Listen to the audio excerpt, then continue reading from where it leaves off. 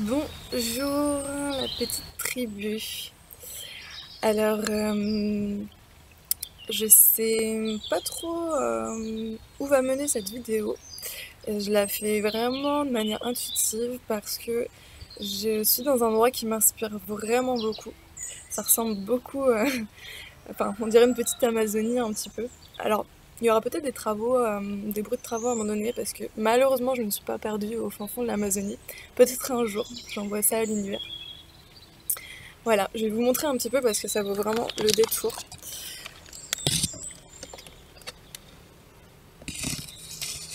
Voilà où je suis. Que de la forêt autour. Et une belle rivière. Alors voilà, celui m'inspirait et j'avais envie de partager, d'échanger avec vous. Puis on verra où ça mène naturellement. Alors pour ceux qui ne me connaissent pas, moi je m'appelle Jonathan, comme le célèbre livre Jonathan Livingston Le Goéland, qui porte vraiment beaucoup de messages et qui est très cher à mon cœur. J'étudie, je pratique dans la psychologie, dans le développement personnel, dans la spiritualité depuis maintenant bien 7 ans. J'ai fait 5 ans de fac de psycho, j'ai été jusqu'à la maîtrise de psychologie. Et puis ensuite, je suis partie à l'école de la vie. Donc là, j'ai fait des formations, des stages, des woofings, etc. J'ai eu besoin de pratique plus que de théorie parce que la fac, c'est très théorique quand même. Voilà. Et puis plus largement, j'ai vraiment baigné dans le domaine du développement personnel depuis petite. Je dis souvent que je suis tombée dans la marmite dès que j'étais petite, et toute petite. Parce que tout simplement j'ai eu des parents et une famille qui étaient beaucoup là-dedans, des parents qui ont fait beaucoup de stages, de formation, de pratiques, une mère qui a fait une formation de thérapeute, un père qui a fait une formation de coaching, toutes mes sœurs ou tantes sont dans les domaines de la psychologie, de la petite enfance, avec des pédagogies alternatives, infirmières, etc. Je pense que le domaine d'aider les gens et de prendre soin est quelque chose qui en fait est une évidence pour moi, vraiment. Euh, et je cherchais mon chemin pendant cette école de la vie, j'étais au Canada et j'étais voir une coach qui était aussi ma prof de yoga. Là-bas, c'est des coachs un peu spéciaux qui sont aussi un peu conseillères d'orientation en même temps, donc c'est super intéressant. Et elle m'a vraiment aidée, je fais un petit clin d'œil si jamais elle me regarde. Elle m'a vraiment aidée à mettre en lumière que ce qui était important pour moi dans ma vie, l'une de mes raisons d'être en fait, c'était de prendre soin. Mais prendre soin du coup en fait de plein de choses, de personnes ou d'éléments. Et je me suis dit mais ouais c'est ça qui est central dans ma vie. C'est important pour moi de prendre soin de moi, c'est important pour moi de prendre soin des membres de ma famille, de mes amis, c'est important pour moi de prendre soin de ceux qui m'entourent, de la nature, des éléments. Alors c'est important pour moi, ça ne veut pas dire que j'y arrive toujours, en tout cas c'est quelque chose qui est vraiment central et qui me tient très à cœur. Et puis en continuant à cheminer dans mes pratiques, mes stages, dans mes accompagnements, j'en suis venue à trouver cette raison d'être qui pour le coup là vraiment est le moteur de mes projets de cœur, de mes projets de vie et aussi de mes accompagnements. Euh, c'est prendre soin de toutes mes relations en me reconnectant à moi, à l'autre et à la nature pour prendre soin du vivant en moi et à l'extérieur de moi.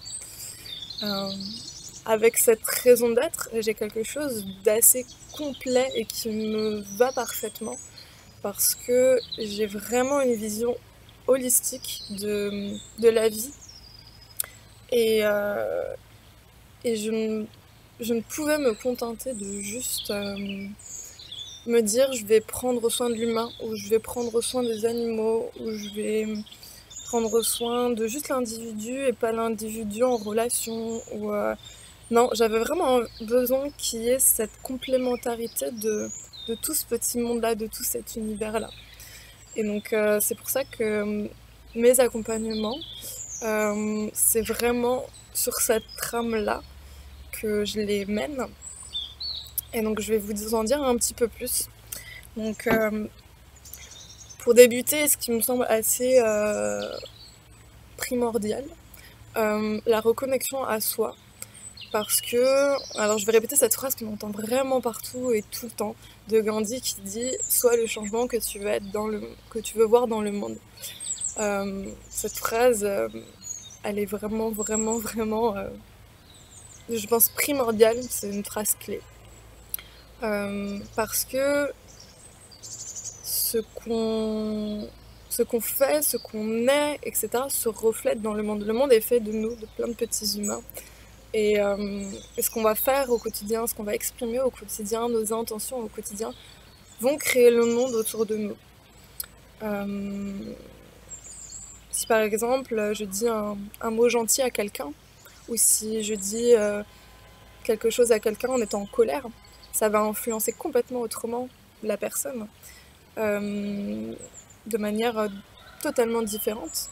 Et puis elle peut-être va aussi réagir ou se comporter avec quelqu'un d'autre d'une manière totalement différente aussi, selon si je lui ai parlé bien ou moins bien, etc. Et ça va se répercuter en chaîne, un peu l'effet papillon. Hein. On dit que, j'aime beaucoup, beaucoup, moi, cette théorie de l'effet papillon qui dit que le battement d'aile d'un papillon peut provoquer un typhon à l'autre bout du monde, et qu'une seule chose peut tout changer en fait.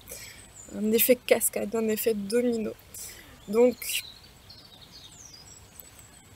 se reconnecter à soi, se reconnecter ou se connecter, je mets souvent le re de reconnecter entre guillemets parce que ça peut être des fois une reconnexion, puis des fois une connexion aussi parce que on s'est jamais connecté. Reconnexion, ça va être dans le cas où c'est quelque chose où on était déjà connecté, on va s'y reconnecter.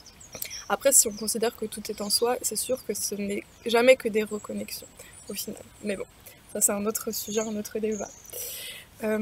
En tout cas, voilà, qu'est-ce que c'est se reconnecter à soi? Pour moi, ça va être fondamentalement apprendre à se connaître, en fait. Apprendre à connaître notre personnalité. Ça peut être en éclaircissant des choses, comme moi j'ai pu faire avec ce coaching au Canada, où j'ai été chercher ma raison d'être. Je peux vous aider à aller affiner cette raison d'être. Que ça soit dans le domaine professionnel, mais aussi finalement familial ou dans une relation ou autre. Ça peut être aller voir au niveau de notre personnalité qui on est. Alors moi je travaille avec les animaux totems, avec les signes astrologiques un petit peu, avec... je suis pas une pro des signes astrologiques, hein, mais voilà, je sais que ça donne des indices, ça aide à comprendre un peu comment on fonctionne, pourquoi on est ce qu'on est. Par exemple, moi je suis Verseau, ascendant de Verseau, et Lune en Lion. Alors là, moi je suis quelqu'un de très anticonformiste, très libre, j'ai un côté un peu fier. Je vais détester les contraintes, voilà, je vais vouloir faire mes choses de manière originale comme je l'ai décidé. Je suis un peu la rebelle, quoi.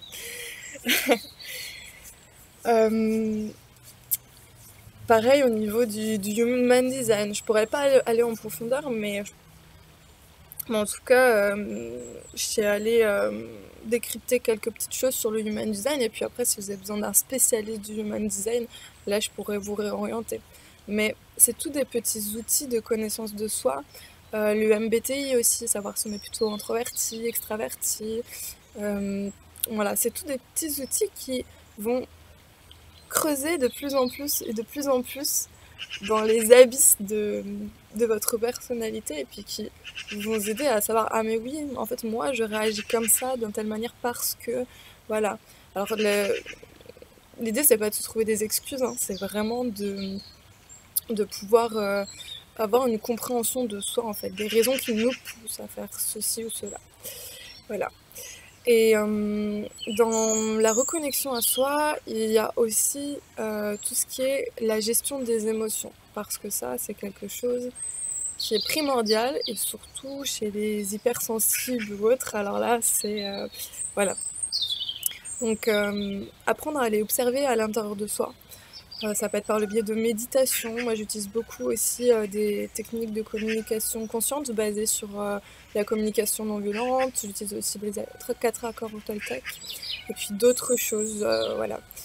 Euh, Vous verrez que moi, j'ai pas une spécialité, que je suis plutôt profil multipotentiel et que je vais aller piocher dans vraiment beaucoup de mes expériences, dans la psychologie, dans le bouddhisme, dans un peu de l'hindouisme, dans un peu quelque chose du yoga, dans les tests de personnalité, dans mes expériences de vie professionnelle. Puis je mélange tout et hop, ça fait un espèce de tout cohérent qui fait sens et qui fonctionne en fait. Voilà, c'est ma particularité de ne pas être forcément hyper spécialisée et d'être ce petit papillon qui va butiner partout et qui permet quand même de polliniser le monde. Euh, donc voilà, donc la gestion des émotions, c'est quelque chose pour moi d'assez primordial parce qu'on peut être vraiment tyrannisé presque par ses émotions, comme par son mental, si on n'apprend pas à les identifier, à les accueillir, et puis à les transmuter aussi, à les transformer. Donc ça, c'est des choses que je peux aussi vous aider à faire. Moi, je sais que, en tout cas, je vis beaucoup mieux les événements de la vie. J'ai beaucoup plus de détachement, je ressens beaucoup plus de légèreté, de sécurité intérieure, etc. Donc les émotions, les besoins aussi, parce que les besoins, on est dans une société, je pense, où on a peut-être un peu oublié ça. Alors, il y a des besoins primaires, mais il y a aussi d'autres besoins, le besoin d'amour, le besoin de sécurité, le besoin de repos, etc. Qui sont peut-être un petit peu... je cherche le mot, j'arrive pas à le trouver. Bâclé, bafoué, enfin voilà. Et puis aussi, d'aller identifier ses besoins, ça va permettre et de pouvoir les écouter, et puis aussi, et de les satisfaire, et puis ça va permettre aussi de pouvoir les exprimer aux autres. Alors là, on va peut-être entrer un petit peu aussi dans la reconnexion à l'autre, qui est pour moi très très importante aussi. Parce que je vous ai appelé la tribu tout à l'heure. Pour moi, depuis des siècles et des siècles, on a beaucoup vécu en tribu. On l'a oublié parce que voilà, dans notre société moderne, on vit moins en tribu. Mais c'est vrai que, et même presque moins en famille, hein, moi j'ai de la famille étalée dans le monde entier, enfin dans la France et le monde entier, jusqu'au Canada. Euh, mais c'est important en fait. On est des êtres humains sociaux, on a survécu parce qu'on était en relation, on n'a pas de griffes, on n'a pas de dents à serrer, etc. C'est, pour la survie, c'est important, la relation, le côté social, etc. Et donc, pour moi, il est primordial de se reconnecter à l'autre. Et puis ça va aussi aller dans le sens d'aller vers un monde plus humain. Moi, je suis un peu aussi, parmi mes nombreuses casquettes, une facilitatrice du nouveau monde, une facilitatrice de la transition. Et j'ai vraiment à cœur de pouvoir créer un monde avec plus d'harmonie. Euh, donc la relation à l'autre, quand on va avoir travaillé sur sa relation à soi, sa reconnexion à soi, et qu'on va avoir identifié ses besoins, ses émotions, qui on est, ben déjà en relation, on va agir différemment aussi. Parce que on va,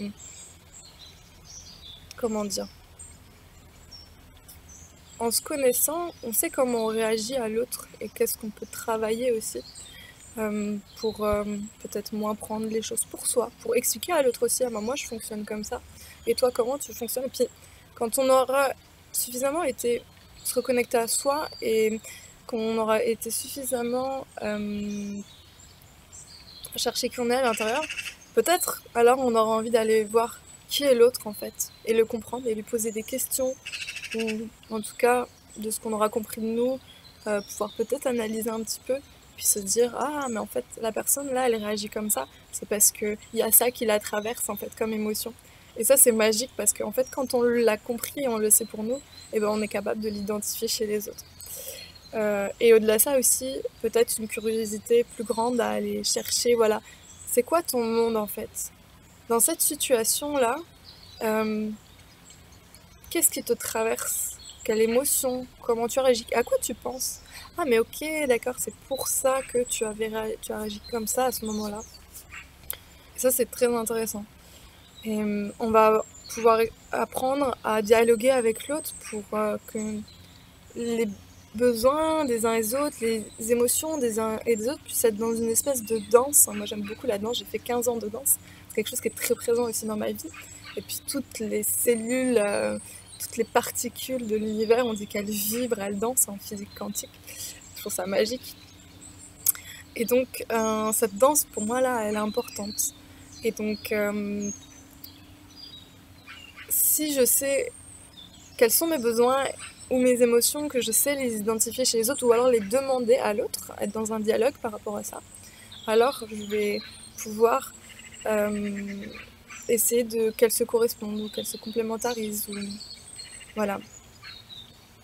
Et je vais pouvoir aussi formuler des demandes claires. Je vais pouvoir être dans peut-être plus d'authenticité parce que ça va créer aussi une relation, beaucoup plus de confiance, beaucoup plus, on se sent beaucoup plus en sécurité pour se dire les choses, pour dire qui on est pleinement et pour du coup pouvoir être nous, être authentique. Ça c'est quelque chose que je touche du doigt depuis finalement assez peu de temps et qui est vraiment qu'est-ce que ça fait du bien dans un monde où il y a aussi quand même beaucoup de superficialité. Enfin, je dis pas qu'il y a que de ça, mais il y en a aussi. Et où on ne doit pas agir comme ci ou comme ça, parce que voilà. Ben là, du coup, être dans l'authenticité, on va se sentir quand même... enfin, moi, je me sens bien plus heureuse comme ça. Et je sens aussi que les autres ont un certain apaisement aussi d'être comme ça. Donc là, ça, c'est pour ce qui est de la relation à l'autre. Il y a la relation à l'autre qui va être dans l'individuel et puis il y a aussi les relations de groupe. Moi j'aime beaucoup mener des groupes. J'ai eu la chance cet été de faire ma toute première retraite. Un très bel accomplissement, la réalisation d'un très beau rêve, je crois que je réalise même pas encore. Et j'ai très hâte d'en faire encore et encore et encore. Et donc le groupe, je parlais de la tribu tout à l'heure, pour moi c'est assez primordial. Je trouve la puissance du groupe vraiment forte, vraiment soutenante. Quelque chose qui porte énormément. Et donc il y a les Indiens Kogi qui parlent beaucoup du fait que nous on marche des pieds à la tête, c'est-à-dire qu'on agit avant de penser. Et eux ils font l'inverse, ils pensent beaucoup, ils parlent beaucoup, ils dialoguent beaucoup avant de prendre une décision et de la mettre en action dans la matière. Et le groupe, c'est ce que ça fait aussi, ça vient vraiment, les cercles de parole, etc., amener ce dialogue où on va pouvoir parler pendant des heures. Et effectivement, ça peut paraître long, mais tout ce travail qui est fait en fait en amont, pour moi, il gagne du temps et de l'efficacité pour la suite. Donc, pour moi, c'est un bon investissement en temps. Un bon rapport qualité-temps, on va dire ça comme ça. Et puis, il y a la relation à l'autre, on vient de la faire. Il y a la relation à la nature. Et donc là, la relation à la nature, je pouvais pas faire des accompagnements qui s'arrêtent juste à l'être humain en fait. Je trouve sans... Alors je vais peut-être être dans un jugement, mais je l'assume et je le mets en lumière. Je trouve que l'humain se soucie beaucoup de l'être humain, beaucoup de lui-même. De lui-même et de ses congénères. Et je trouve qu'il est très important, voire primordial, de s'occuper aussi du reste du vivant autour. D'autant plus que si l'humain se soucie de lui, alors l'être humain, je pense, a toutes les raisons du monde à comprendre qu'il dépend de tous ces autres êtres vivants, de tout cet environnement, et que sans lui, il n'est rien, il ne vit pas et il court à sa perte. Alors, pour moi, c'est important aussi de pouvoir vivre en harmonie avec tout ce vivant-là.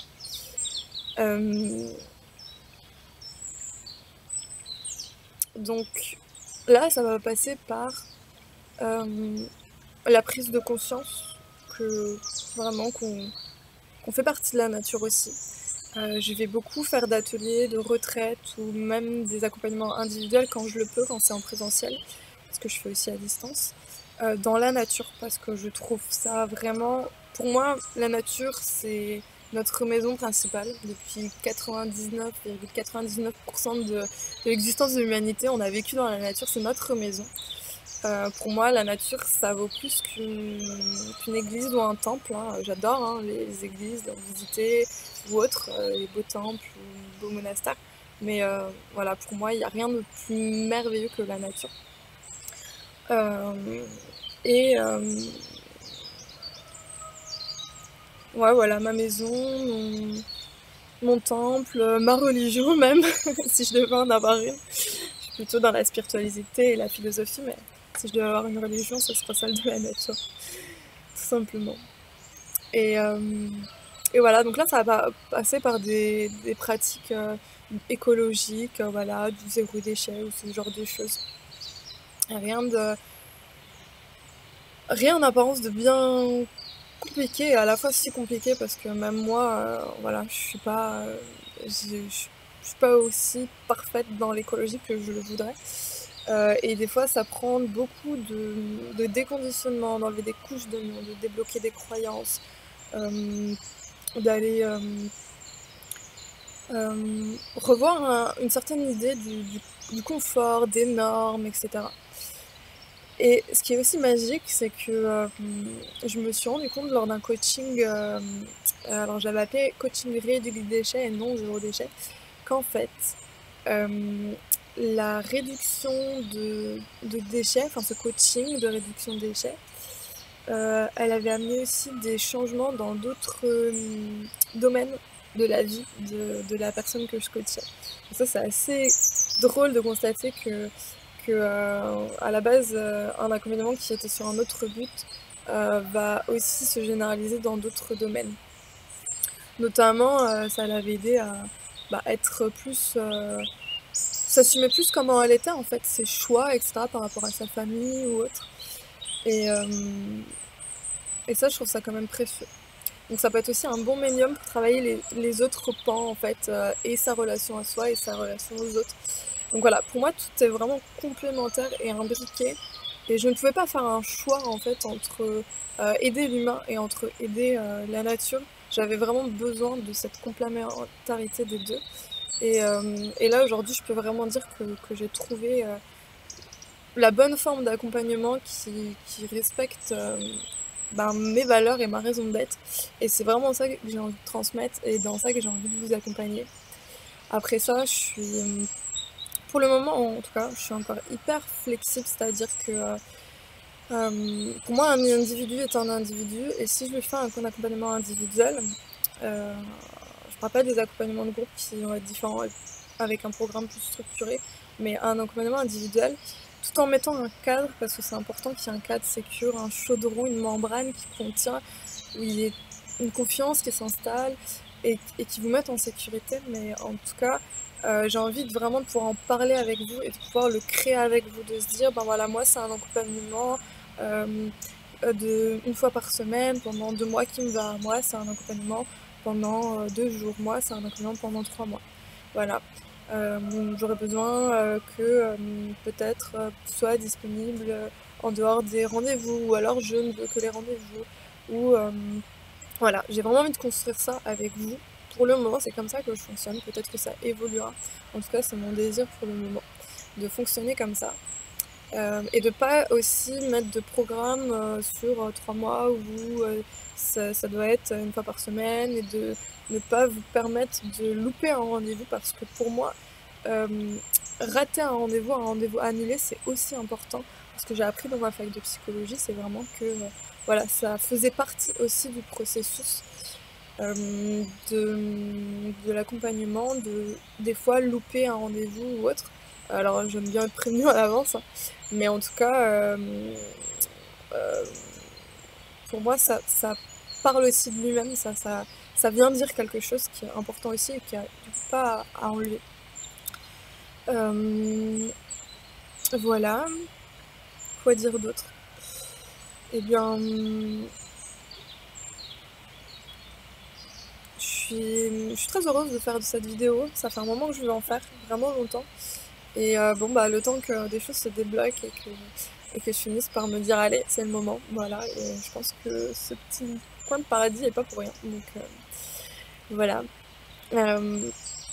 J'avais envie de finir peut-être sur cette raison d'être à nouveau qui me parle vraiment et qui est donc prendre soin de toutes mes relations en me reconnectant à moi, à l'autre et au reste du vivant, afin de vivre en harmonie avec le vivant en moi et à l'extérieur de moi. Voilà. Donc, si ça vous parle, si vous avez des... si vous le sentez intérieurement et si c'est cette complémentarité de ces trois dimensions est importante pour vous, si vous êtes des acteurs de la transition, si vous avez envie de faire votre petite part de colibri dans le monde, si vous avez besoin d'apprendre à mieux relationner, que ce soit avec vous-même ou avec l'autre ou avec la nature, si vous sentez cet élan, et bien voilà, bienvenue. Je peux vous proposer de parler par message privé. Je peux vous proposer un appel découverte. Voilà, on peut voir ensemble quelle couleur prendra cet accompagnement. Voilà, je suis ouverte à explorer ensemble et à cheminer ensemble. Donc, si ça vous dit, eh ben, cheminons. Je vous souhaite une très très très belle journée. Je vous souhaite de vous sentir le plus possible connecté à vous-même, à vos proches et puis à tout ce qui vous entoure. Et puis au plaisir de faire vraiment un bout de chemin ensemble.